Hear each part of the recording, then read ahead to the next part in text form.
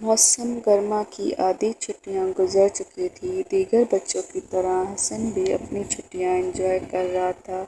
उसके अब्बू अपनी मसरूफियत के बायस उसे कहीं छुट्टियां गुजारने न ले जा सके।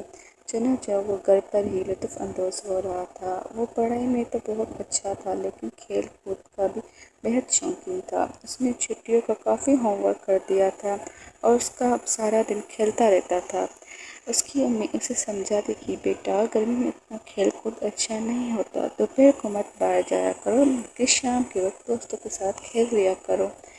अगर तुमने स्कूल का काम तमाम कर लिया है तो उसे याद कर लो, ताकि छुट्टियों के फ़ौरन बाद होने वाले इम्तिहान में तुम कामयाब हो सको।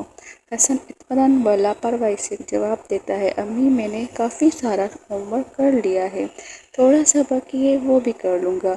अभी तो बहुत सारी छुट्टियाँ बाकी हैं। उसका ख्याल था कि गर्मियों की छुट्टियाँ होती खेलने कूदने के लिए है। एक दिन दोपहर को तमाम घर वाले खाना खाकर अपने कमरों में आराम कर रहे थे।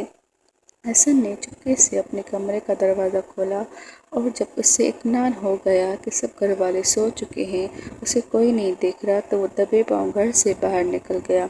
हसन की तरह चंद दूसरे बच्चे भी गली में क्रिकेट खेल रहे थे। उन्होंने हसन को भी दावत दी।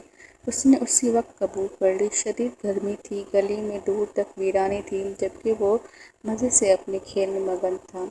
हसन को खेलते हुए अभी कुछ ही देर गुजरी थी कि उसे चक्कर आया और उसका सर घूमने लगा। दोस्तों ने उसे संभाला, अम्मी ने तमाम माजरा सुनाया। उन्होंने फ़ौरन हसन को बेड पर लेटाया और पानी के छींटे मारे। हसन के उसके हवास ज़रा बहाल हुए। अम्मी ने जल्दी से डॉक्टर को फ़ोन कर दिया ताकि मालूम हो कि उसे क्या हुआ है। शुक्र है डॉक्टर साहब मिल गए। उन्होंने हसन का चेकअप किया और चंद दवाइयाँ दी। साथ ही नसीहत भी की कि गर्मी की वजह से उसे चक्कर आ गया था, इसलिए आइंदा दोपहर को हरगिज़ मत खेले, वरना यही मामला पेश आ सकता है। डॉक्टर चले गए। अम्मी ने हसन को फिर से ठंडा मिल्क शेक निकाल कर पिलाया और उसे प्यार से समझाया, देखा बेटा, मैंने आपसे कहा था ना कि गर्मी में खेल कूद से बच्चों की तबीयत खराब हो जाती है। मेरी बात ना माने दोपहर को बाहर निकल गए। ये कहना ना मानने की सज़ा है, लेकिन आइंदा शाम के वक्त खेलना। हसन ने अम्मी से वादा किया कि वो बाकी छुट्टियाँ आपकी नसीहत के मुताबिक गुजारेगा। अब वो सुबह स्कूल का काम करता है, दोपहर को आराम करता है और फिर शाम